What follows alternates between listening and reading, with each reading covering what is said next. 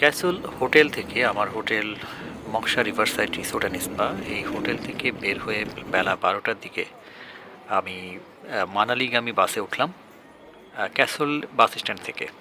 এটা এক ধরনের local bus.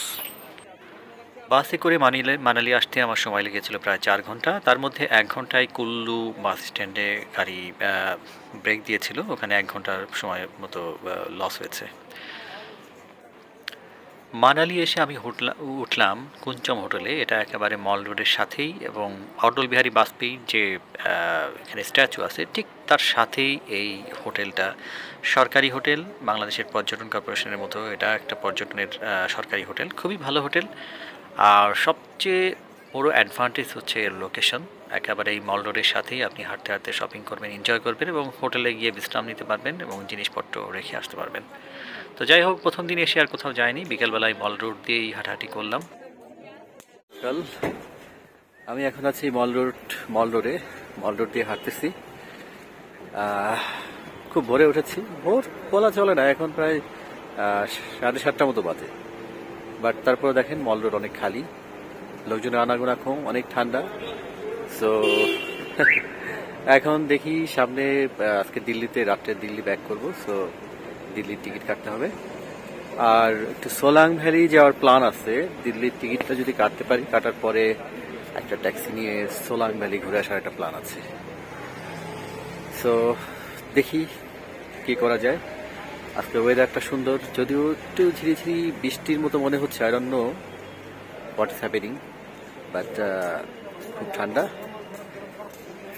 Okay, let's see.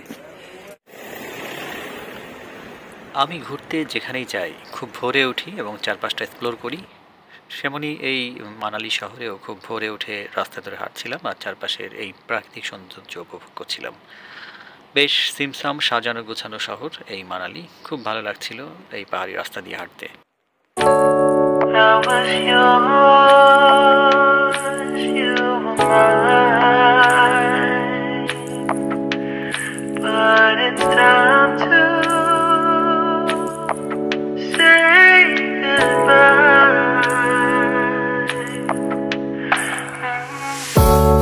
Didn't know that the honeymoon's just a phase. Now I understand, I learned it firsthand with you. Thought it would last forever. Oh, you should have loved me better, should have loved me better, 'cause we might still be together. একটা information দিয়ে রাখি, Manali AC bus stand কিন্তু মানালি শহর থেকে একটু দূরে অর্থাৎ ঢালের দিকে এসি ভলভো বাস স্ট্যান্ড, যেখানে সব এসি ভলভো যে দূরপাল্লার বাসগুলো এখান থেকে ছাড়ে। আর একটা হচ্ছে যে মানালি শহরের ভিতরে অর্থাৎ মল রোডের পাশে যে বাস স্ট্যান্ড, এখানে লোকাল যে মানে যে বাসগুলো লোকাল যে বাসগুলো এক মানে শহর থেকে আর এক শহরে যায়, সেই বাসগুলো এসে ওখানে থামে। সো হাঁটতে হাঁটতে মানালি এসি ভলভো বাস স্ট্যান্ডের কাছে এসে আমি একটা প্রাইভেট কার রিজার্ভ করলাম সোলাং ভ্যালি যাওয়ার জন্য। আমার যাওয়া আসা মিলে খরচ হয়েছিল প্রায় 1800 রুপিতে ঠিক করলাম যে আমাকে নিয়ে যাবে, ওখানে আমি 3 ঘন্টার মতো স্টে করব, তারপরে আবার ব্যাক করব। সো এভাবেই রওনা দিলাম। চারপাশের মানে প্রাকৃতিক দৃশ্যগুলো অসম্ভব রকমের সুন্দর ছিল, দারুণ দেখতে ছিল। বরফ জমেছিল রাস্তার পাশ দিয়ে, অনেক বাড়ির উপরও বরফ জমেছিল, একটু ঝিরিঝিরি বৃষ্টি হচ্ছিল এবং যে কারণে এর আগের রাত্রে খুব ভারী ধরনের কিন্তু এখানে তুষারপাত হয়েছে এবং এটা আমার জন্য ভালো ছিল, কারণ আমি যখন সোলাং ভ্যালিতে যাই চারপাশে কিন্তু শুধু বরফ আর বরফ ছিল। Might still be together before we split up. Always believed we would never, till the afternoon, till the afternoon. প্রচণ্ড ঠান্ডা এখানে, চারপাশে বরফে ঢাকা পাহাড়।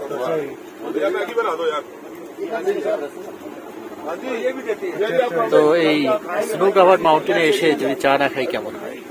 এখানে চায়ের অর্ডার করেছি, চা বানাচ্ছে।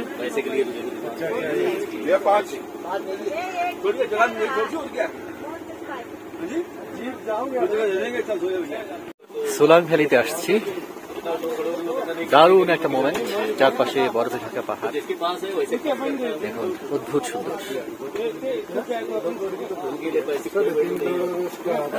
এখানে এসেই চা মেরে দিলাম, একেবারে গরম গরম চা বানাচ্ছে চা।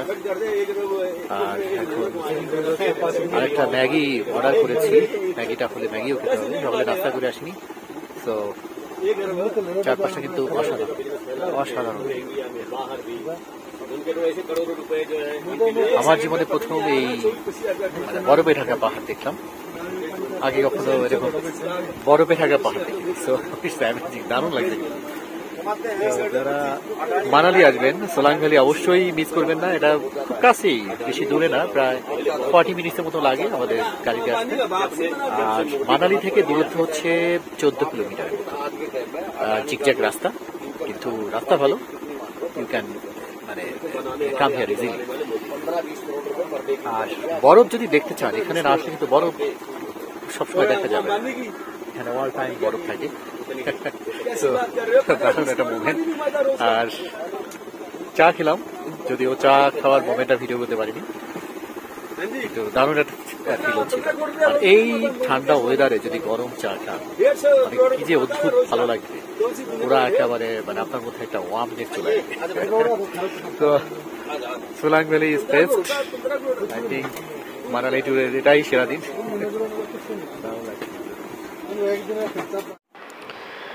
সোলাং ভ্যালির এরকম বিভিন্ন পয়েন্টে কিন্তু এরকম ম্যাগি রান্না করছে বা চা বানাচ্ছে, এরকম টং ঘরের মতো কিন্তু পেয়ে যাবেন। এবং এখানে এসে আপনি নির্দ্বিধায় এরকম নাস্তা করতে পারেন, ম্যাগি খেতে পারেন, অথবা এরকম গরম গরম চা খেতে পারেন, এবং অদ্ভুত এক ফিলিংস কিন্তু এখানে হবে। এবং খাবারের কোয়ালিটি খুবই ভালো ছিল, খুব ভালো লাগছিল। এই বরফের মধ্যে ঠান্ডায় কাঁপতে কাঁপতে এই গরম ম্যাগি আর হচ্ছে চা অসাধারণ লাগছিল। প্রতি কাপ চায়ের দাম পড়েছিল 20 রুপি করে, আর ম্যাগির দাম পড়েছিল 60 রুপি। It's very reasonable. এবং একেবারে আপনি অর্ডার করার সাথে সাথে কিন্তু এটা বানিয়ে দিচ্ছিল। গরম গরম পরিবেশনা এবং গরম গরম খাবার, বরফ দেখতে দেখতে দারুণ এক ফিলিংস। এখন এই গরম গরম ম্যাগি দিয়ে নাস্তা করব। এখানে একেবারে মানে ঠান্ডা পরিবেশে গরম ম্যাগি খেতে যে কি আরাম লাগবে সেটাই ফিল করতেছি। তোকে চা খেয়েছি, ভীষণ ভালো লেগেছে। এখন এই ম্যাগি দিয়ে নাস্তা করবো, বরফের মধ্যে বরফ দেখবো আর ম্যাগি দিয়ে নাস্তা করবো। এখানে এই স্নো অ্যাক্টিভিটিস করার জন্য যে গাড়িগুলো আছে, এই গাড়িগুলোর জন্য আড়াই কঠিন। বারে বারে আসছে যাচ্ছে, পানি জমে আছে বিভিন্ন জায়গায়, পানি ছিটা দিচ্ছে। তো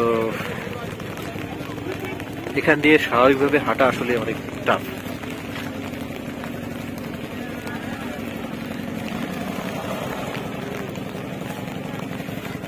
তারপরে একটু সামনে এগিয়ে যাই, দেখি কি অবস্থা।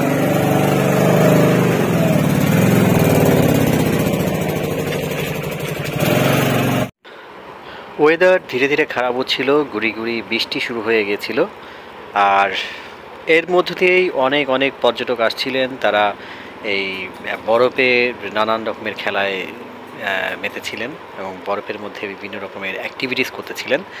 সো আমিও একটু হাঁটতে হাঁটতে সামনের দিকে এগিয়ে গেলাম, দেখলাম যে ওখানে জিপ লাইনিং করছে। সো কথায় কথায় ওনাদের সাথে বার্গেনিং করতে করতে একটা সময় আমিও জিপ লাইনিংয়ে নেমে পড়ি। এখানে বলে রাখা ভালো যে আমি জিপ লাইনিং করেছিলাম 200 রুপি দিয়ে।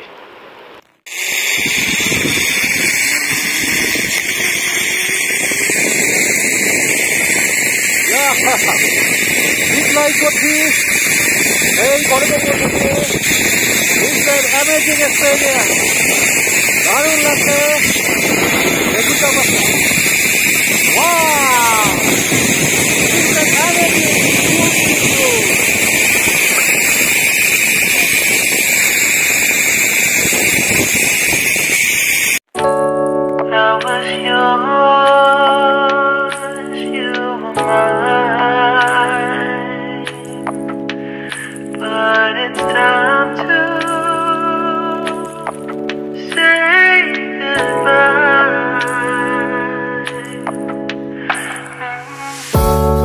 Didn't know that the honeymoon's just a phase. Now I understand, I learned it firsthand with you. Thought it would last forever. Solang ভ্যালিতে আসলে মানালিতে যারা আসেন অবশ্যই সোলাং ভ্যালিতে আসা উচিত। দারুণ একটা পয়েন্ট, কিভাবে সময় কেটে যাবে আপনি মানে টেরই পাবেন না। ভেবেছিলাম অল্প সময়ের জন্য আসবো, বাট দেখতে দেখতে 2 hours already gone.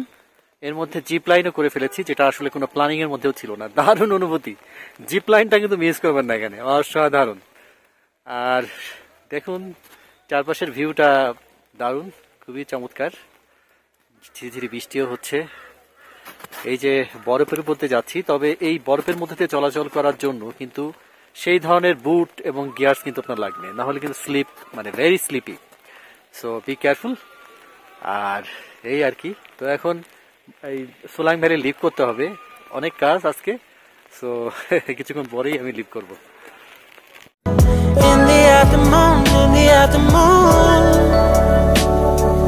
did what I could do, now you're in my review. Yeah, oh.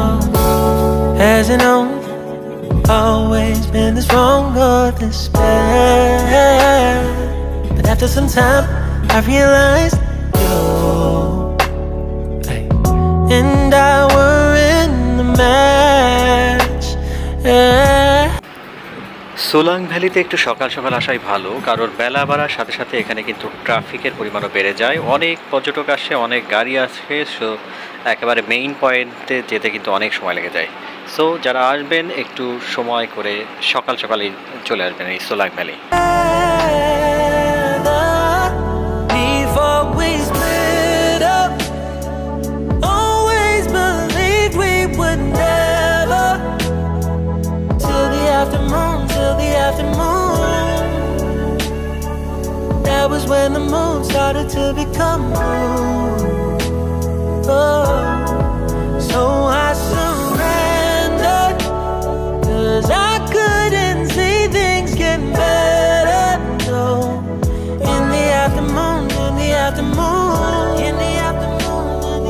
did what I could do, now you're in my review. Yeah. প্রচুর বৃষ্টি হচ্ছে আজকে মানালিতে, সকাল থেকে গুড়ি গুড়ি বৃষ্টি, আর এখন তো মুষলধারে বৃষ্টি হচ্ছে।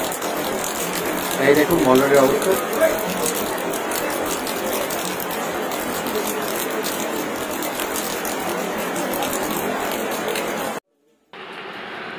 দুপুরে খাওয়ার জন্য চলে আসলাম আমার হোটেলের এই রেস্টুরেন্টেই। রেস্টুরেন্টটা খুব সুন্দর এবং এর চারপাশের যে পরিবেশ ডেকোরেশন খুবই ভালো। রাস্তার ঠিক পাশেই, অর্থাৎ মল রোডের ঠিক পাশেই এই রেস্টুরেন্ট। সো আপনি এখানে বসে বসে মল রোডের দৃশ্য দেখতে দেখতে খেতে পারেন। আর একটা জিনিস হচ্ছে এদের সার্ভিস কিন্তু খুবই ভালো, যখন যা বলবেন সাথে সাথে এনে দেবে। রান্নার কোয়ালিটিও কিন্তু খুব ভালো। আমি এখানে মুরগির মাংস দিয়ে গরম গরম ভাত খেয়েছি, আরও বেশ কিছু আইটেম খেয়েছি, তার মধ্যে ছিল সবজি, ডাল, সব কিছুই এক কথায় অসাধারণ। সো যারা এখানে আসেন তারা এই রেস্টুরেন্টে নির্দ্বিধায় খেতে পারেন।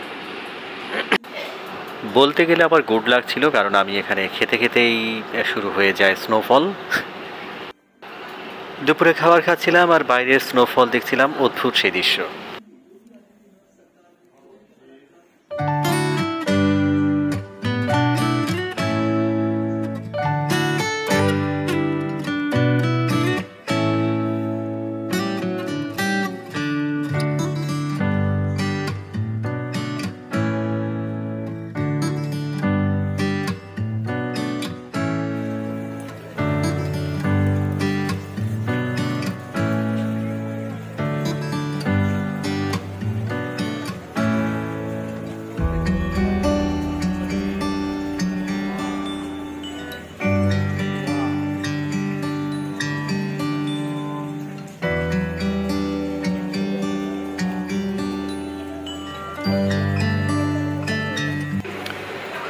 স্নোফলের এই আনন্দ উপভোগ করার জন্য অনেকেই মল রোডে দাঁড়িয়ে দাঁড়িয়ে স্নোফল উপভোগ করছিল।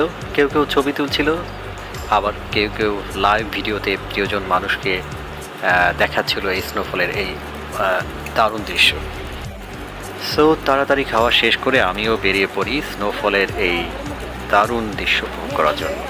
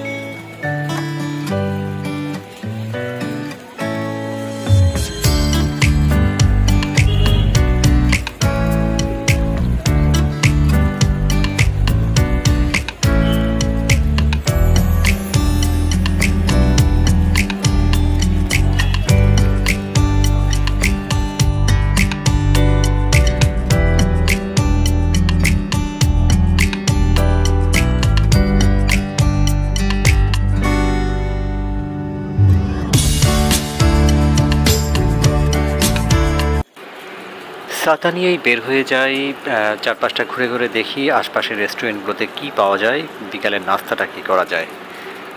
এবং এই স্নোফলে আমার ছাতার উপরে এতই বরফ জমে গিয়েছিল, ছাতা কিন্তু অনেক ভার হয়ে গিয়েছিল এবং ছাতা থেকে বারবার বরফ ফেলে দিয়ে হাঁটছিলাম। সো মানালিতে মল রোডের আশপাশেই পেয়ে যাবেন অনেক সুন্দর সুন্দর দোকান এবং এখানে অনেক ধরনের মিষ্টি পাওয়া যায়। যারা মিষ্টি খেতে পছন্দ করেন, জিলাপি, অনেক ধরনের মিষ্টি, তারা এখানে অনায়াসে বিভিন্ন ধরনের নাস্তা পেয়ে যাবেন। এটা আমার হোটেল কুঞ্জম হোটেল, মল রোডের ঠিক সাথেই। এই হোটেল নিয়ে আমার আলাদা একটা ব্লগ আছে, যারা দেখতে চান সেখানেও ভিজিট করে আসতে পারেন।